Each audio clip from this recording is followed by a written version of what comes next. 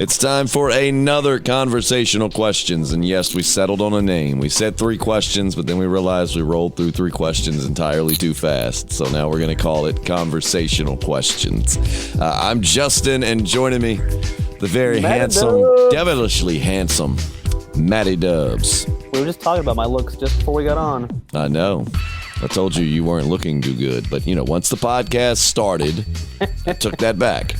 It's rejuvenating. We're going to be asking some questions from Tabletop Questions and just kind of conversate and see what we're thinking on this. I enjoyed the last one. I think Matt did too. So we're gonna go at it again. Much like never mind. I was gonna make a sex joke, but I don't feel it's appropriate. And Matt's gonna watch his F-bombs. I'm going to watch them good. Watch them come out my mouth.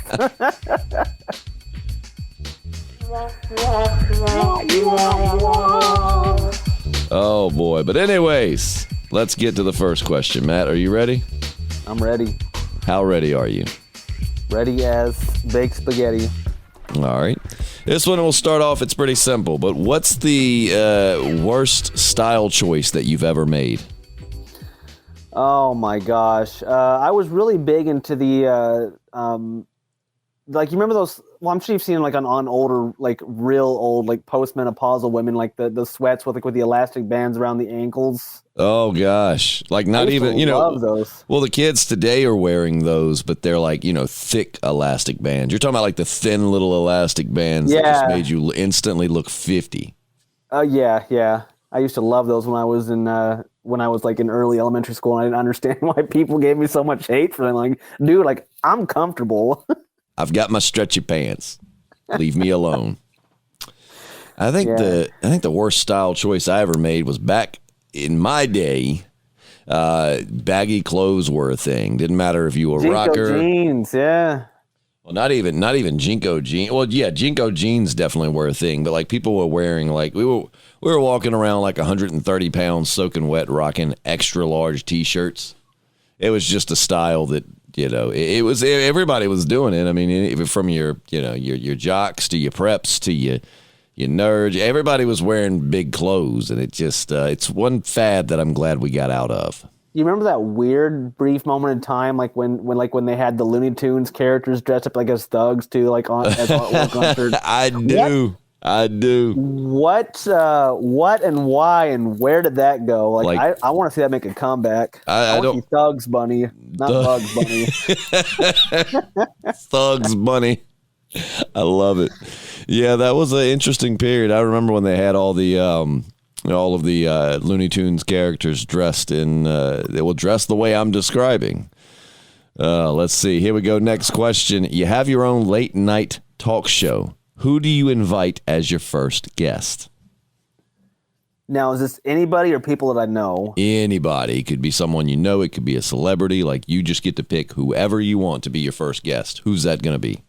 See, I want to pick someone that I know well, because if I were to talk to someone that I'm a big fan, let's say Isaac Brock of Modest Mouse, he would probably make massive fun of me and say I'm a total dweeb and just crush my hopes and dreams. And then you would run off of your own talk show crying. Crying, yes. And it just wouldn't be a good look. And I have to come slinking back to your podcast in shame. Joining us back on the show after his one episode late night talk show. Shameful debut of late night. So who's your guest going to be? You got to pick somebody. Well, it's going to sound corny, but I'd probably choose you because you seem to know the ins and outs of talking in front of people. Oh, that's so sweet. Mine would be Steve Carell. Oh, he'd be great. No, but that's nice. I appreciate that. I'd want to have someone that I know well, that I could engage in conversation with, without trying to make it feel forceful. I think the reason why I picked Steve Carell is not only does he seem like a genuinely nice guy, but he's so good at improving that even if we don't know each other, I feel like he could just jump right in and it would be funny. I'm good at one-liners, but I could not hold a conversation with someone of his caliber. I will tell Like, I'm you, good at riffing off people. a guy that I used to work with was very into improv, so we did a lot of improv, like in the studio, not like stage, like, all right, we're doing improv. Like, it could just be like, hey, are you going out to get something to eat today? And then it could just turn into something completely improv. This whole construct. Really enjoyed that. I miss those times. It is still one of my dreams, though, to be the first inside joke comedian. Just tell a bunch of inside jokes that no one understands. I don't understand any joke this guy's busting. That's the show. You suck. What? Guy is terrible. All right, so next question. This one's pretty good. So would you rather be the funniest or the smartest person in the room, and why? Funniest. It'd be less stressful. Funniest. Dude, that's a great answer. That is a great answer. About that, yeah. I mean, I don't know that from experience of being the smartest person in the room, but with that said, I could imagine like to know a lot of these answers and just to see how everyone around you is wrong about all of the stuff they're saying. Like that has to probably be stressful. Have a good time and not give a shit. Like that would be the life. No kidding. That's a good answer. We're all gonna die, so yeah, we're all gonna die. I want to have some fun and not be stressed out about everything. Just make everybody laugh and have a good time. I hate to be boring, but that was such a good answer. I'm just gonna have to go with that one. And we're done. That's it. That's the podcast. We have reached pinnacle. Thank you so much for joining us, and we'll see you next week. And fade out. Psych. All right. All right. So, what breed of dog would you be, and why? I like the labs. Labs, they're just a good sized dog. They're just like they embody the spirit that I like. Like they're just happy to be there. They're not aggressive. They're not assholes. Like they're not barking at everything. They're not being obnoxious. They're just chill. Okay. Chill and happy to be there. I like that answer. Not a little small ass weenie dog, but not like a massive horse dog. Yeah. Now I had a cousin one time that had a silver lab that I think it was a chocolate lab, and I swear that thing was the size of like a small horse. Yeah, some of them are humongous, but for the most part, I think labs are a decent size. You could hear it running down like the dirt path towards his house. Like you pull up, and you just put your ear to the ground. You know when it's coming 6 miles away. Now this is kind of going along this next question with this is kind of like the talk show, but if you could choose any two famous people to have dinner with, who would they be? Oh man, see, I'd be so nervous. I wouldn't know what to like. I'd feel like I'd be. Well, let's just take away the anxiety. How many have I at least had a minimum of 2 White Claws? Sure, that's what I was going to say. Let's whatever it takes, whether it be White Claws or. Can I prepare myself before? Anxiety medication, whatever, but like the nerve has been taken off and you're just excited, and they're not going to make fun of you. You don't have to worry about the anxiety of them laughing at you and think you're dumb. So who's your 2 celebrity choices going to be? Anxiety would be palpable. I'd be sweating. Assuming I had 2 White Claws, I've always wanted to meet Isaac Brock, lead singer of Modest Mouse, just because he's wrote some just very, very fascinating lyrics. Just want to probe into his mind, like where he comes up with some of this shit. Okay. And then the other, man.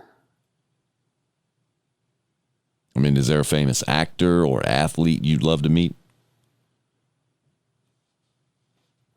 Maybe some big titty porn star.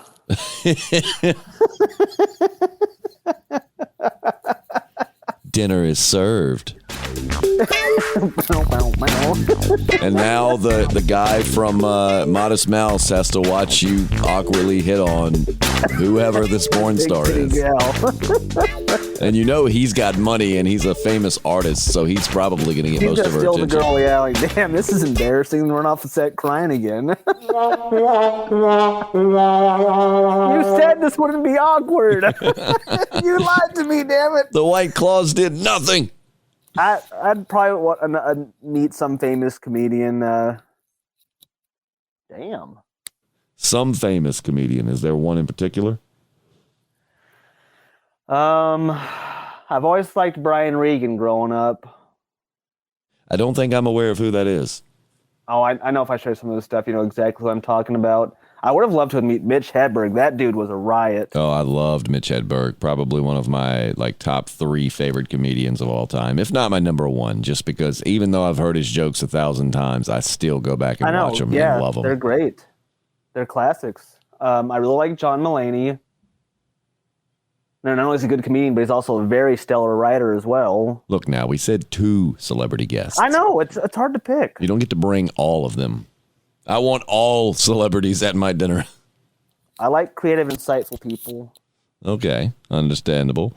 I think one of mine would be Ben Burnley, the lead singer of Breaking Benjamin, kind of like you with Modest Mouse. I just would love to meet the guy whose music has done so much for me through my life. And then who else would it be?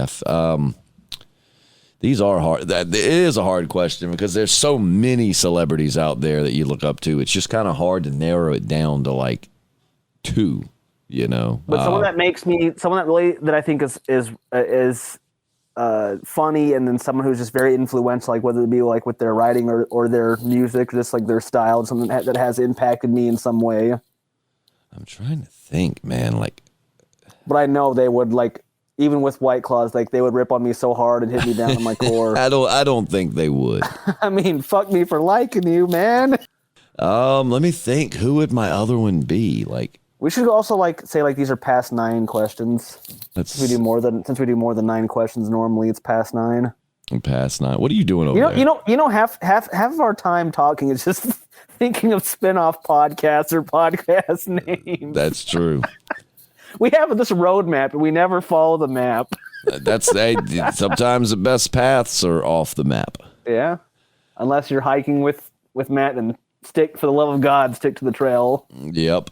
I would never. If you ever, whatever you're doing, you're popping your mic. I got the wire. I couldn't find my dang iRig mic. You better. That ain't your iRig mic. Well, that's my iRig mic, and I'll be damned. You better find it. I've had it for the past 3 months, but its statute of limitations have expired. No, it's only given to you to podcast from home. So no, sir. You better find it. At least claim it on my taxes. And you better find it quick. Or else, much like my... It's in my room. I've got to clean this house. I have been at work all... Or much like the flip-flops of mine you lost at the beach, I better get another one. I reimbursed. That'll be your option. So my second celebrity, to wrap up this question, I said Ben Burnley of Breaking Benjamin. Probably, this is kind of cheesy, but I just love the guy so much. Les Stroud, the Survivor Man. Just because he's so interesting. The guy knows so much, and he seems like a very, which I like. I know people rip on Bear Grylls or whatever, but I mean, regardless of whether he goes to a hotel the night of filming, more than the dude still would be. I 100% think he would outlast 99.9 to 100% of the people who are ridiculing him. My fingies would be hurting trying to make my own fire. But Les Stroud, because there's so many. Chris Hemsworth seems like he'd be a riot to have dinner with. There's so many. So for right now, we'll probably revisit this later. But for now, I'm going to end it with Les Stroud and Ben Burnley. So if you could pick any person from history to be your imaginary friend, who would it be and why? I mean, can I do that? That question seems kind of I can already accomplish having George Washington as my imaginary friend. So yours is George Washington. Are you saying I could bring them back and they could be my friend? I'm thinking my reality. Yeah, because you could easily just do that yourself. I'm guessing only you can see them. They're there, they're sentient and they can talk to you, but you're the only one that can see them. Man.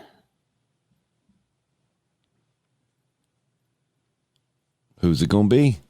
You got to have somebody. Just say the first person that comes to mind. It's not like these are going to actually happen and you have to make the decision. Well, it would be neat, meeting someone with that, these people that are prodigies, in science or math or philosophy, but I think they'd be so above my level. I don't think I could relate or understand what they're telling me. You're saying too many smart things. Stop it. It's I love those memes. What if you could go back in time? How would you explain the future to people? Yeah, we got these satellites in space. Oh, cool. What's a satellite? It's a big hunk of metal. How does it work? Dude, I don't know. You go too far back and they're like, metal? Yeah, and then you're trying to explain like Space? these super sophisticated concepts that took brilliant minds to produce them, and there's like, I don't know how to explain it. So I don't know if I'd be able to, like, if I could meet these famous people, like I don't know if I could understand them like on the level that they're thinking of. Well, this one's good. I'm excited to hear your answer for this one because I damn sure would be know a cool mine. fellow to meet. That dude was talented. When you said something earlier that made me think that Mozart might be something you were leaning towards. Speaking of musicians, what songs do you think would be played on a loop in hell? Well, after starting The Walking Dead, Easy Street, definitely one of them. Because we're on Easy Jason Street. Aldean, the one that we don't like. I don't like hardly any of them, so that'd be like just most of his work. What's the one we were ripping on at the beach? I said, hell no. Yeah, I don't. God, that one. It's such a terrible song, man. It's like Bro Country at its finest. Do you ever miss being alone? I said, hell no. Hell no. I don't. Like, it doesn't flow. It's not it's a dumb song. Like, it's written stupidly. The music, it's just everything, top to bottom. In my own completely worthless opinion, it sucks. You know what song I've always hated too? Just not that it was a terrible song, but the ending is just so awful. It's just the biggest turnoff for a song to end is Pink's the We're Gonna Start a Fight. Na na na na na na na. It's so funny how like there are some like super chart topping songs and like certain people just despise them. Mine would be My Maria. I absolutely hate it. I hate it. I hate it. Come on. I know you built that in Roger's truck. No, I hate it. I hate that song in ways that I cannot explain. Change the lyrics to AC as you're selling people AC units. I really think that there are certain frequencies and pitches that for certain people just strike there's something in your brain. Oh yeah, it's just wrenching. It's like nails on a chalkboard. I said, do you ever miss being alone? I said, hell no.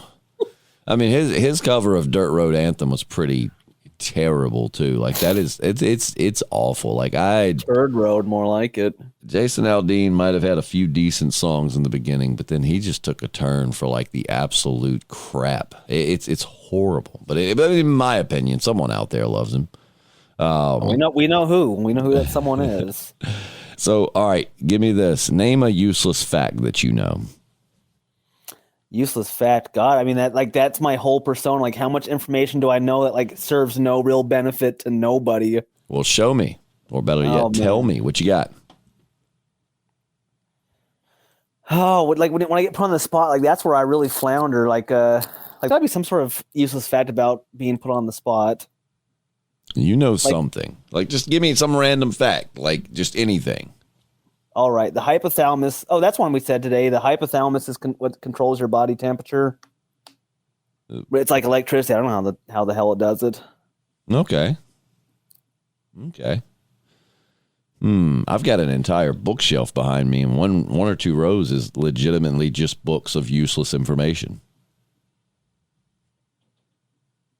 I'm trying to think of a big fact. Like, I think I had read that if everyone in China stood in a line and walked in front of you, you wouldn't live to see the end of the line. Yeah, I mean, if there's over 1 billion people, and if it takes like even 1 second per person, that's still like 30-something years. Yep. That's just 1 billion. 1 billion people. And there's actually, and here's a fun useless fact: there's actually 1 trillion people in China. I don't think that's true. I'm pretty sure that's not true. So if you say it with confidence, then people will believe you. What slang are you really happy went out of fashion? What slang? Yep. For me, it would be like bae. And damn, that was my elbow bone on the table.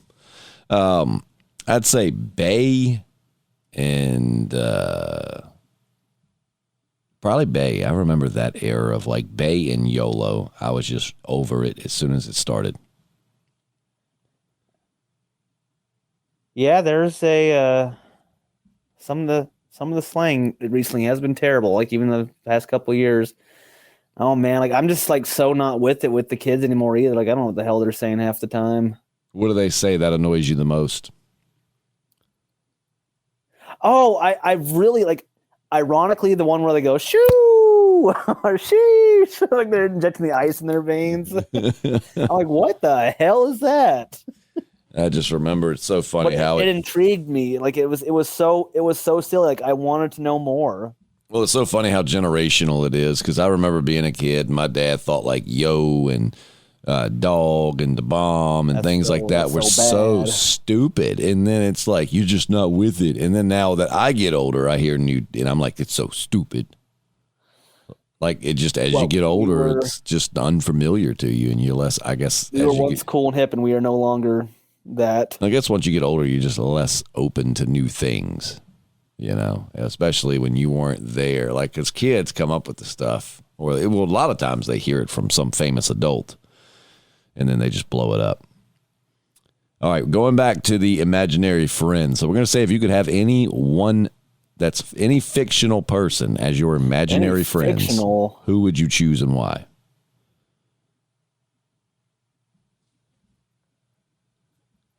See, man, that's a tough question for me, because like the people that I really like, that like even the fictional characters that are inspiring, like I think they'd be too above my level to be like relatable or be able to have a good time with. All right, well, like, then you know what you got to do, because you've used that excuse like 6 times now. Here's what you got to do then. If I say like, okay, like I'm in a room with a super genius or something like that is super, like so extremely talented, and I am so in like, at least in contrast to them, like so mediocre. You know what? All right, then for the sake of future questions, it's someone dumber than you. Oh my gosh! I don't even know stupid people. There's got to be. And going back on mine, I'm taking back one of mine. I'd said Ben Burnley, and I'm going to say Ben Burnley and Elon Musk. Actually, I find Elon Musk to be fascinating. Yes, I would love to have dinner with Elon Musk and Ben Burnley. So that's going to be mine for the dinner. But all right, so who? Imaginary friend, even fictional. Yep.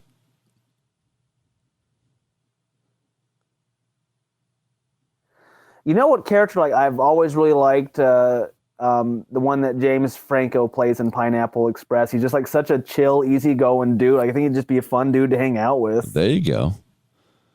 And one thing too. At this point, like I'd rather be like people that are just easygoing, chill, and just want to have a good time. Well, one thing too, you keep mentioning like, you know, like, oh, who's smarter and it wouldn't be fun. You realize though, being around smarter people would make you smarter.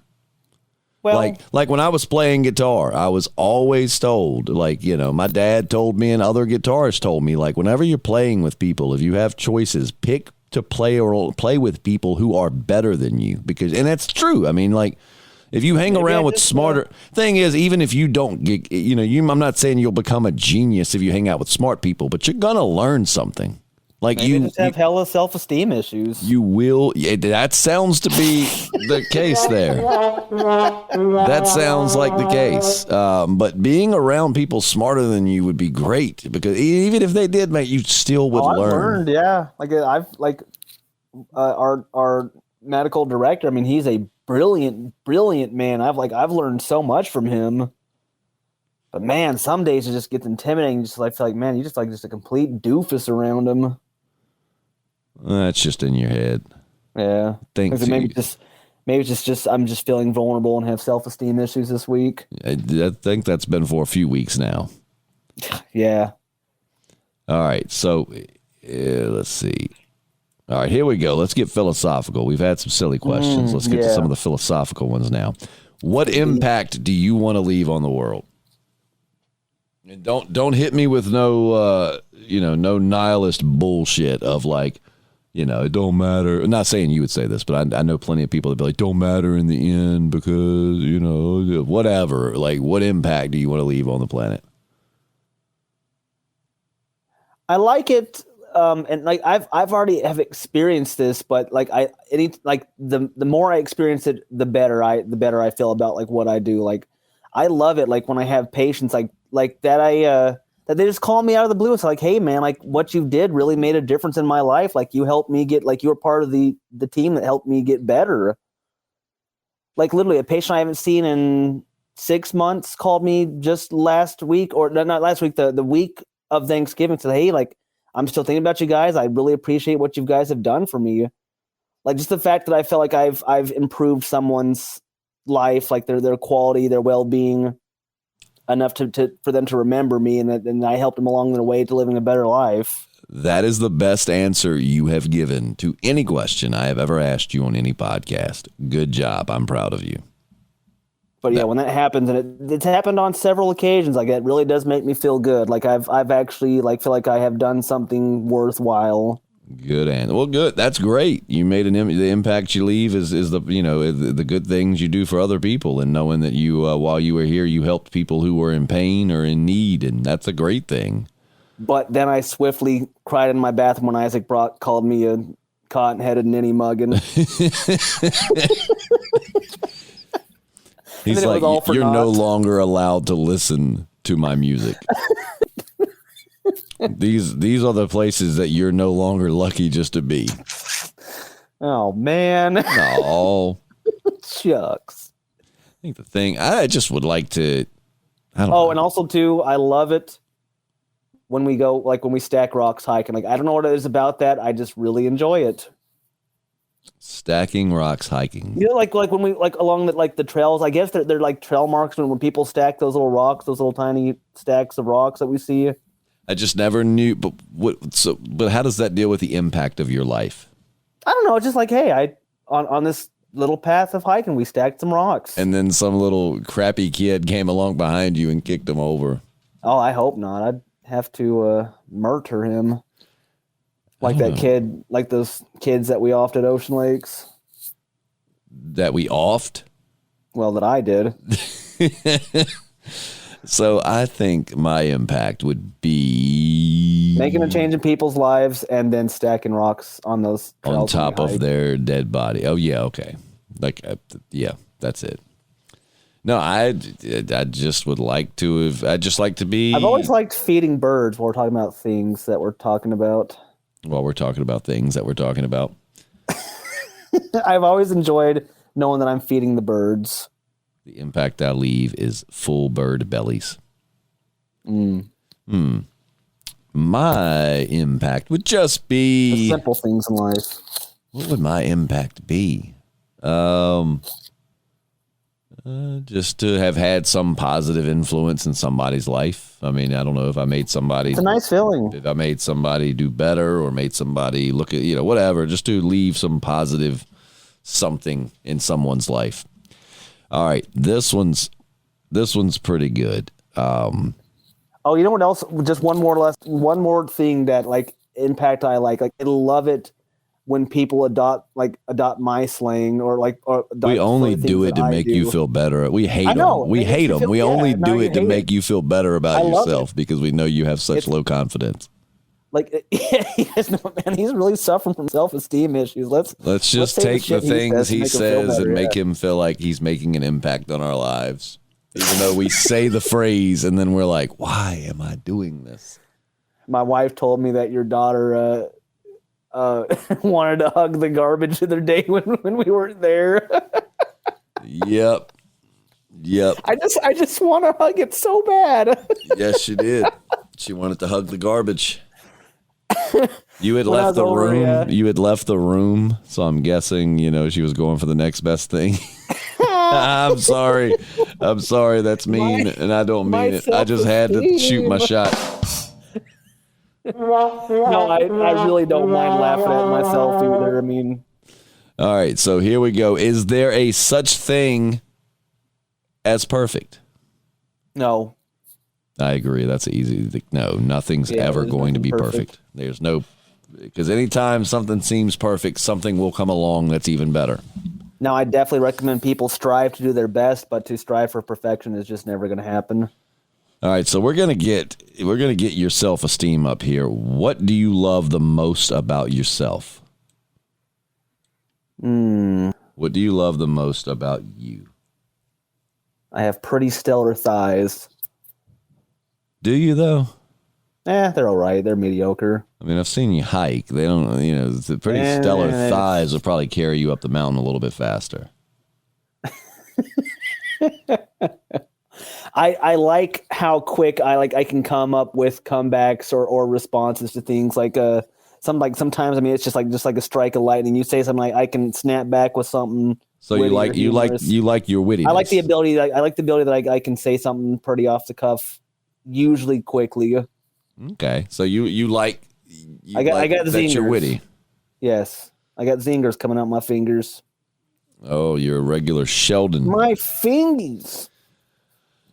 All right, let's see. Plus, I'm the quickest White Claw drinker in the West and the East, for that matter. You are. You put them down and throw them back up in record time. And I'm not joking. It's like Matt has had 3 White Claws in about a 20-minute period. Then you're like, where's Matt? Oh, he's puking. And then he's back. Let's do this thing. I just puked. I'm ready to go. I think it's a talent, because if I throw up, it's game over. If I throw up, I'm going to sleep. Like, my body shuts down when I throw up. And I don't care how awake I am. I've learned to adapt, because I hate going to bed and there's still alcohol in my system. Like, the room just spins. Like, it's just easy for me just to get it out. Yeah, it's a good point. I just drink a lot of water and it eventually brings me down. Well, then so do I. But like, at night I'm spinning, then I have to pee my brains out. It's just yeah. What is one thing that you've not done that you really want to do? Oh, man.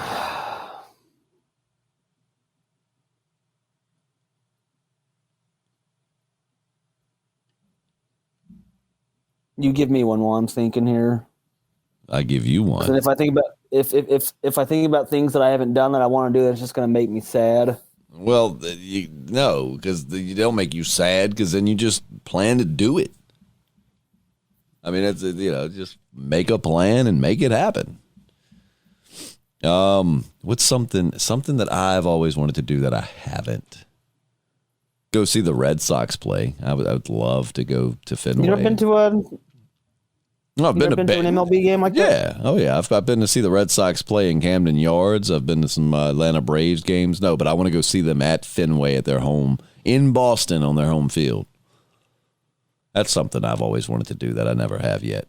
I actually was planning to go with a few friends back in, I guess, 2020. And then, COVID kind of came along and shut that down. All right, what's something you've always wanted to do that you didn't? It don't have to be philosophical, just something. No, I'm just thinking, what have I wanted to do that I haven't done? I've always wanted to get laid. I'm pretty sure you've done that, so.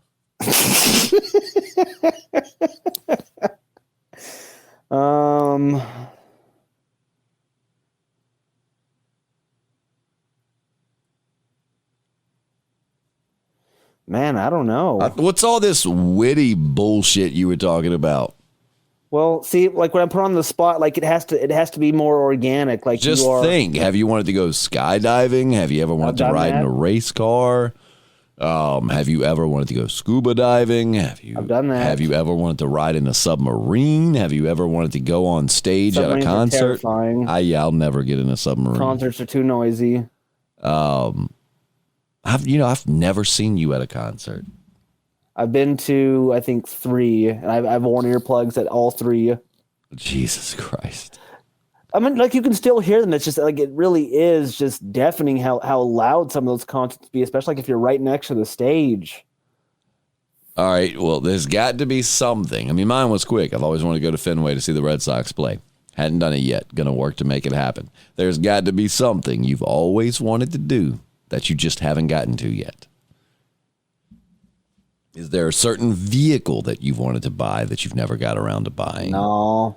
Is there a different house you'd like? Is there something you would like to be in your next house? Like, I've always wanted a house with a jacuzzi or a basement or a giant deck. I mean, there's got to be something. I've always wanted. I would love a house with a basement. The storage options would be unlimited. Well, it depends on the size of your basement. Oh, man. All right, you're going to give me an answer in 3 seconds, or I'm going to hit the shock button that I have wired to your headset. Yeah. Just give me a answer. Like right the now. Just answer the question. Now you're making me nervous. Now I'm getting stage fright. Oh my God. There's nobody. It's nobody but us. It's like I don't want a lot of things. Like I just want to. Is there a restaurant you've never eaten at that you would like to eat at, Matthew? I would love to have. What's the question again? What is something you've always wanted to do that you haven't something done? I've always wanted to do is to always not have a job. Well, I don't at least see. not one where I can work on my own time. But you're so bougie, though, man. I don't know how. I know. I don't know how you expect to maintain this level of bougie bullshit, but not work. I don't know either. I mean, because you certainly wouldn't make it like on the streets and like couch surfing and sleeping outside and just being this free loving wandering hippie. Like you wouldn't make it. So you're gonna have to work.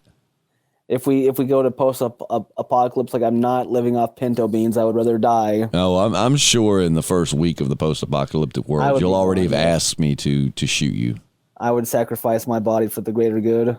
Fun story. Matt would have to get me to shoot him instead of him shooting himself because he's got the absolute shittiest little handgun. That it just wouldn't work. What do you call it? You little bastard. Little bastard.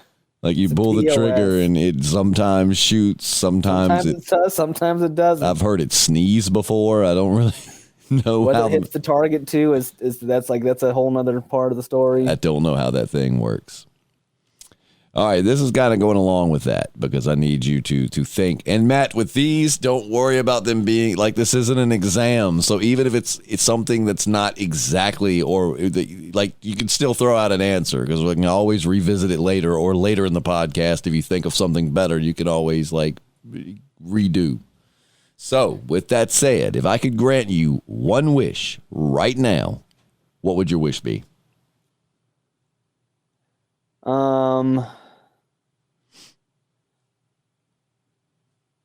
One wish. Well, I wouldn't want it to be something like predictable or easy. Like I would like to like never have any joint or muscular pain ever again. There like, you let's go. Say, yeah, let's just Great say answer. that it just feels like I don't have any aches or pains waking up. It's just I feel good. I feel loosey goosey. I'm ready to start the day and just put my body through the just through all the stress of the day with no impact or pain. That is a good answer. Wish granted. And why do I still hurt? Well, you got to give it a second. This isn't like UPS of wishes. This is FedEx of wishes. This is like U.S. Postal Service. Yeah. I'm just going to throw the wish on your porch one day and hopefully it doesn't break. A porch pirate guy, they have immaculate joints now. Let me see. What would my wish be? I think my wish, as cheesy as it sounds, as cheesy as it is, would probably be something along the lines of like give my daughter a great life or something like that. I don't know how that would technically work in terms of wishing, but something to make sure that her life was pretty much worry free. Something that we shouldn't have to worry or stress about. I mean, I want her to understand the importance of hard work and not being spoiled, but I just would like for her to not get some of the shitty parts of life. Because, I mean, life can be, you see it. It is one thing when you have a kid and you see this innocent little kid running around and they're so full of joy and happiness and the world's new. Heck, hugging a bag of garbage made her happy. Like they're just so happy. And then, we're born happy. And, excluding, I guess, mental illness. And then we die crappy. The world robs us of that joy. I mean, it's just the experiences. And I'm not saying that life is miserable, but I'm just saying, like, just when you have a kid and you see that just unrelenting happiness to just be alive, and then you watch as people grow up and the world just takes that from you. So I just like to somehow prevent that. Let's see. Good one right here. Is it better to have loved and lost or to have never loved at all? Loved and lost. 100%. South Park actually has one of the, I don't know if you remember the scene where Butters had gotten his girlfriend broke up with him, and the goth kid comes up to him and is like, basically proposing that kind of question, or like what, like I was actually happy to feel those feelings. It was nice. He's like, if I feel this hurt over something, then it has to have meant that when I had it, it was really, really must have been something special. It was really special, yeah. I'm gonna tell you, South Park I say this as someone that South Park is like my number one animated show ever, but like it's dumb as some of their humor is, which is what I love. I love dumb humor, but it's like they really do have some great like life learning moments on that show. I concur. Let's see.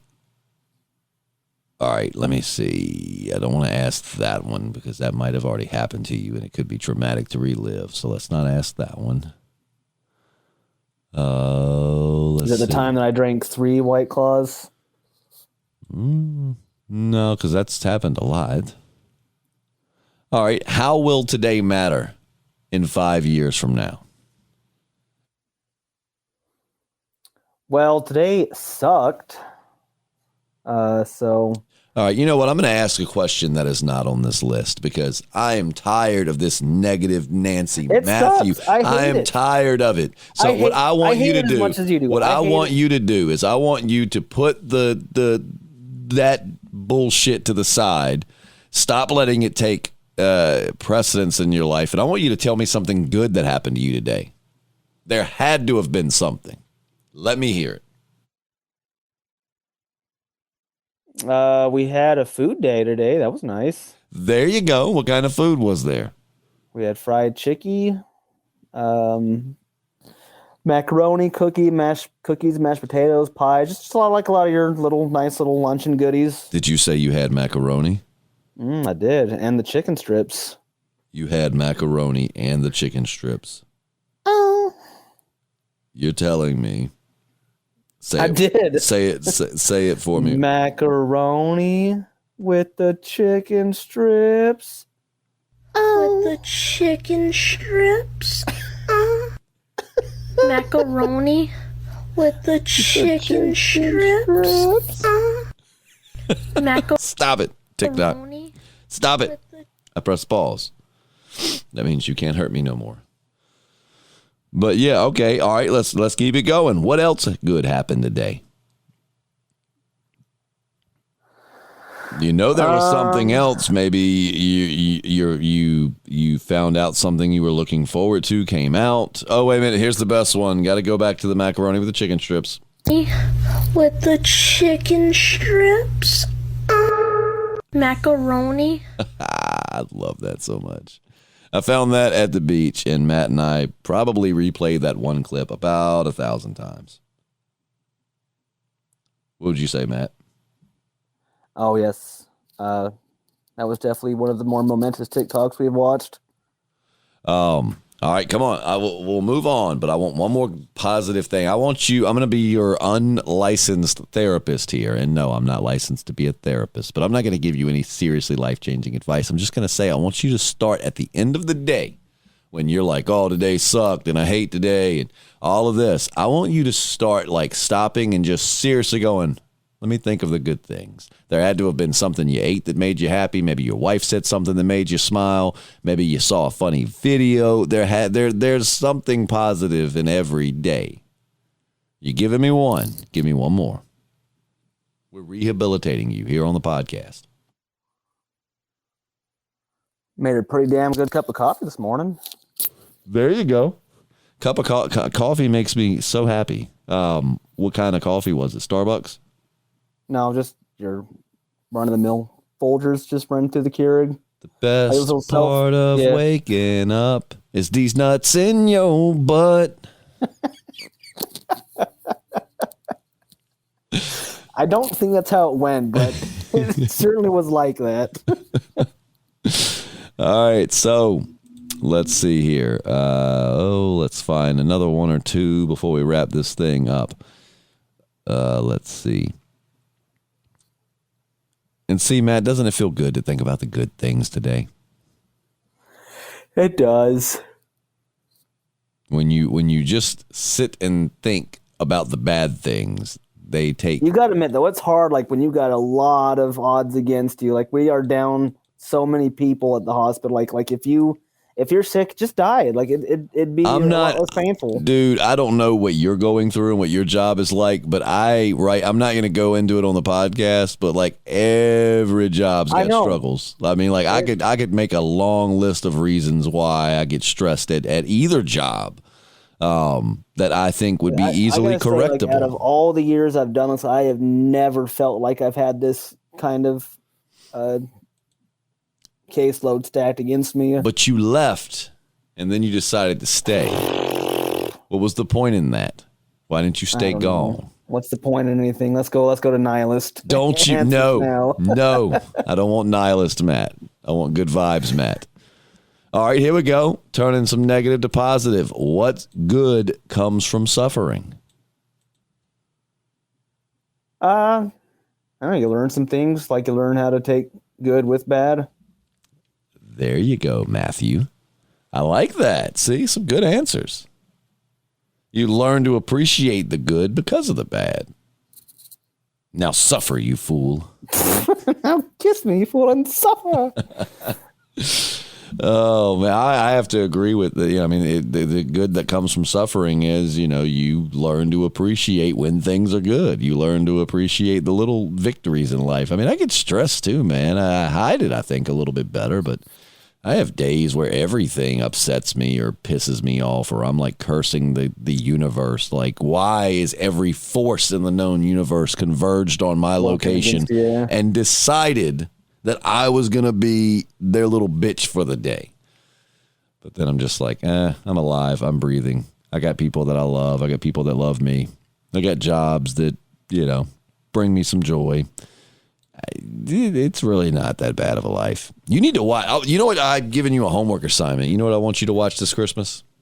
What's that? I want you to watch It's a Wonderful Life. Seen it, loved it. That's my favorite Christmas movie. Yeah, it's like as far as like the classics. I think mine too. I mean, I love Home Alone's one of my all-time favorites, but as far as like the classic old school, Mr. Christmas Potter movies, was a real dick. He was in his little wheelchair, which I'm pretty sure like back then they just made wheelchairs out of like legitimate chairs. They were like, "Oh, Mr. Potter can't walk anymore. Quick, bring me that table chair. Pine wood and old axles. You, sir, fashion some wheels." All right. We've got time for just another one or two here. So how would you spend your ideal day? Like outdoor hiking. What's that's like what my a nice moderate temperature day outside hiking. Aww. Have a nice little lunch. Just enjoying the scenery and just having fun, going up a mountain, just bullshitting. Hiking would definitely be like my number 2. I think like being on the beach. On the beach, yeah, chilling on the beaches. I've really learned to embrace that one. Like, really my ideal day is being at our favorite place at the beach, cruising on the golf carts, having like a nice drink, going out and sitting on the beach for a little while and just listening to some good music, and then back on the golf cart and ride around. Like that's an ideal day for me. As long as I've got everybody with me. Yeah, alternate those days. Hike one day, chill up in the mountains and chill on the beach. Have a few sips of drink and buzz around the carts. Absolutely. And ending it on a very interesting question here. When you meet someone for the very first time, what do you want them to think about you? Well, see, Justin, nothing matters. Listen here. Listen. I want them to think that I am approachable, like that I'm not going to like I want them to feel like welcome in my presence. That I'm not a nihilist. And that nothing matters. We're all going to die.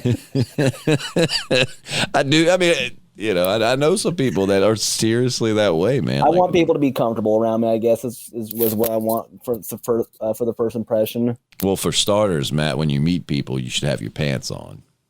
Well, I mean, I'm going to be real with you here. Meeting someone, dropping your pants to your ankles and saying, "Hi, I'm Matt." It's just a little off-putting. You got used to it with me, so. I did. People can acclimate. It's just because I've seen it happen so many times. Why did it? All right, so I actually have Matt on a live stream right now, and I'm recording the audio, but I can see him on video. Why did it just look like I had a POV of like the computer riding you in a sexual way? It's like, this is what your wife sees. This is for the top tier Patreons. Smiling the entire time. Oh, mine would just be the same. I hate to sound dull, but like, I don't think I'm that approachable of a guy. I think I look like I think I've got resting bitch face in the sense of I always look like I'm grumpy, but like I'm not. Like, I want people at Walmart to ask me where the shampoo is. I'm clearly not an employee there. I want them to ask me. I want them to feel like they can come to me for those problems. I did go to Target one day because I had on a red polo and khakis at work, and I realized I look like a Target employee, so I did purposely go to Target. I did pick up a few things while I was there just to see if anybody would ask me, like, if I knew where something was, and a few people were like, excuse me, where are your douches at? I like solving people's minor problems. I like them feeling comfortable with them asking me about solving such. That's a good answer. Well, Matthew, thank you so much for joining us again for another Conversational Questions. A nice night of intrigue. So as we wrap up here, what are you going to start doing each day? At the end of the day, you're going to sit down and you're going to do what? Realize that nothing matters and we're all going to die. Listen here, you little nihilist. I've stopped the music for this one. I will try to nihilist. I will try to think of the good things.